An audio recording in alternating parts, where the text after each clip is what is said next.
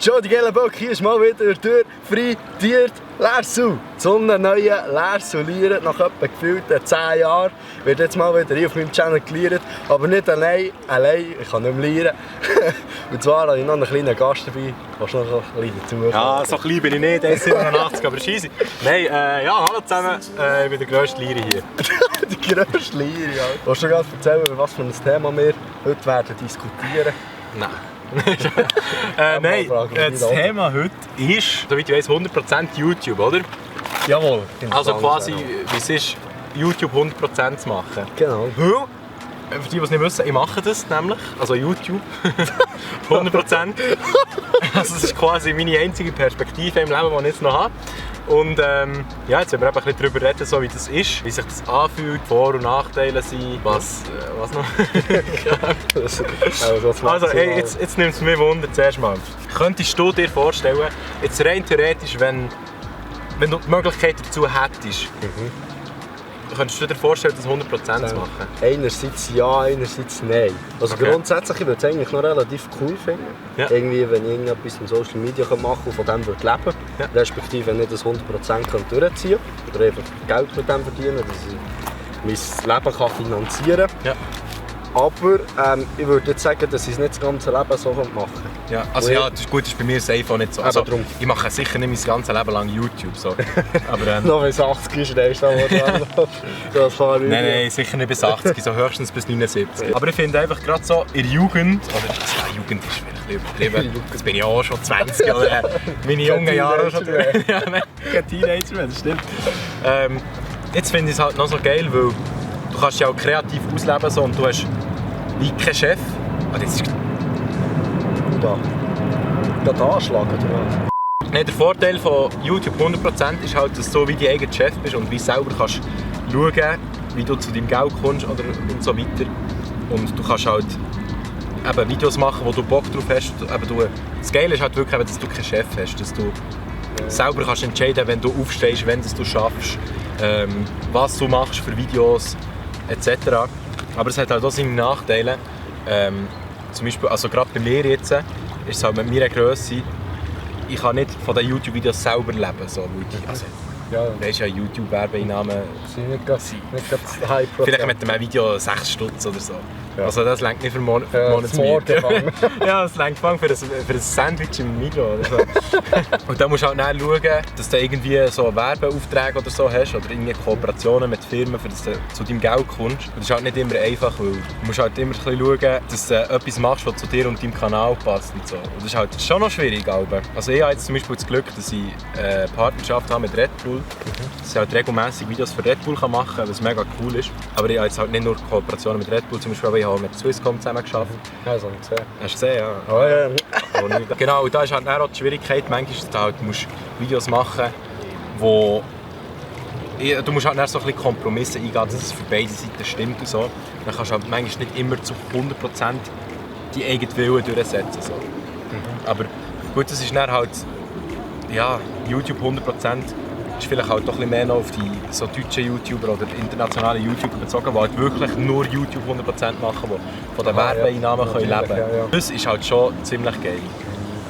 Aber jetzt bei mir ist es so, also ich finde es einen geilen Job, so. Ich liebe das, ich bin sehr froh, kann ich das machen. Aber es ist halt schon nicht so einfach, wie man es sich vorstellt. Irgendwie musst du halt zu deinem Geld kommen. Ich stelle mir es eigentlich eben, wie du hast gesagt, eigentlich relativ geil vor. Wie in der Schweiz.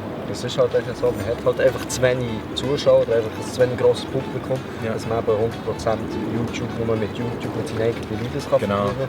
Darum muss man ja sich irgendwie fast so in Kooperationen mit anderen Firmen suchen oder was auch immer. Und ich finde es eigentlich schon nur geil, dass man das überhaupt kann in der Schweiz. Ja, das ist wirklich geil. Weil ich habe mir das vor einer Zeit noch gar nicht richtig vorstellen können, Ja. dass irgendjemand von unserer Schweiz allgemein einfach nur von dem Social Media allein kann leben kann. Ja. Irgendwie einfach nur, dass man mit einer Firma zusammenarbeitet oder echt, dass man einfach sein Ding durchzieht. Und das finde ich halt dann auch echt wieder geil, dass man sich so in diesem Netz sich selber kann ausbreiten und selber sein Ding kann durchziehen kann. Ja, das ist wirklich geil. Das ist schon verdammt leid, ja. Das ist verdammt leid.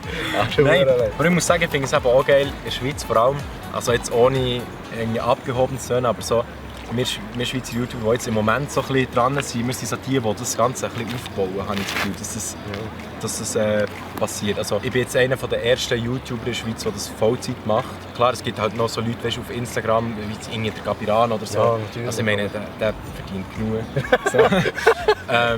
So, eben, und bei mir ist es jetzt halt so, ich verdiene jetzt mit meiner Größe nicht unglaublich viel. So, eben, es reicht zum Leben, es reicht für die Miete, es reicht für das Essen. So. Und das ist halt dann auch ein bisschen das Risiko, das du eingehen musst. Also, eben, bei mir, ich muss halt irgendwie schauen, dass das Geld auf den Tisch kommt am Ende des Monats. So. Aber es ist geil und es ist ein Risiko, das Spass macht. So. Weil eben, ich habe gerne die Freiheit, so, dass ich selber entscheiden kann, was machen und so. Darum von dem her ist das schon etwas Geiles. Also YouTube 100% ist ja jetzt rein auf YouTube bezogen, aber es gibt ja, also weißt, nicht nur YouTube in diesem Video-Creator-Zeug. So. Ja. Aber es gibt ja auch so Instagram und so, aber es gibt halt auch viele Leute, weißt, die sich selbstständig machen mit einfach Videoproduktionen für andere Leute. Also wenn sie halt so Freelancer nennt man die, die halt einfach so einzelne Aufträge haben für Firmen oder so, wo sie irgendwie an Events gehen und dann machen sie ein Video von dem oder irgendwie gehen sie an eine Hochzeit und filmen das oder halt so Zeug. Und bei mir ist es jetzt so, ich habe eigentlich auch vor, in Zukunft ein bisschen mehr so Zeug noch zu machen, aber ich möchte auch nicht zu fest in das reindriften. Weil ich finde es halt schon geil, weißt, wenn du so ein bisschen der eigene Boss bist und wenn du halt so Aufträge machst für andere, ist halt eben das Ding, eben, das mit den Kompromissen. Du musst halt, wenn du einen Auftrag für einen anderen machst, dann musst du halt schauen, dass es am anderen gefällt und nicht, dass es dir... Also logisch, schaust, dass es beiden gefällt, so, klar.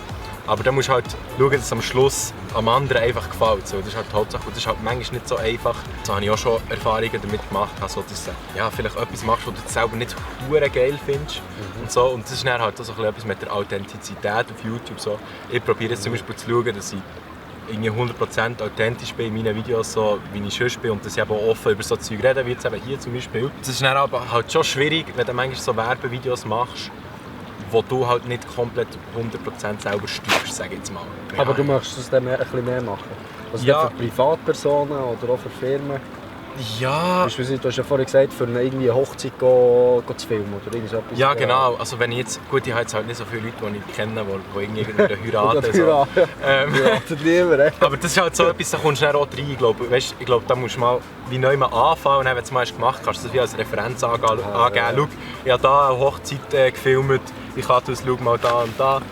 Und dann kommst du so zu neuen Aufträgen und dann habe ich jetzt halt wie noch komplett gar nicht damit angefangen mit so etwas. Ich will da gar nicht zu fest in die Richtung gehen, weil ich finde eben gerade das YouTube-Dings, solange ich es noch machen kann, weißt, will ich das irgendwie noch so ein bisschen mehr durchziehen, weil YouTube ist etwas, was nicht für immer hat. So, eben, wie schon gesagt, ich will nicht bis 80 da noch YouTube machen. 80 Jahre Pepper. Ja, eben. Und dann will ich halt, solange ich das noch machen kann und solange ich noch jung bin, das noch ausnutzen und so wieder Spass daran haben. Und so Videoaufträge und so, das kannst du immer noch machen, wenn du 30, 40, 50 bist und so. Aber so YouTube halt vielleicht nicht unbedingt. Ja, ja. Und darum möchte ich eigentlich schon mehr jetzt noch das Zeug machen, was YouTube angeht. Und vielleicht dann erst später so ein bisschen in die professionellere Richtung abdriften. So, das ist verdammt anstrengend. Das nächste Mal bin ich wirklich Kamel-Hocker führen. Das wäre unsere Meinung gewesen, oder einfach so das, was wir darüber denken. Und vor allem eigentlich, ich habe eigentlich nicht viel gelernt. Also, ich nenne es glaube ich, jetzt Marc gelernt. Der hat auch hier heute gerissen. Das ist so das, was wir beide über das Thema denken. Und ja, ich weiß nicht, ob du noch etwas hinzufügen willst.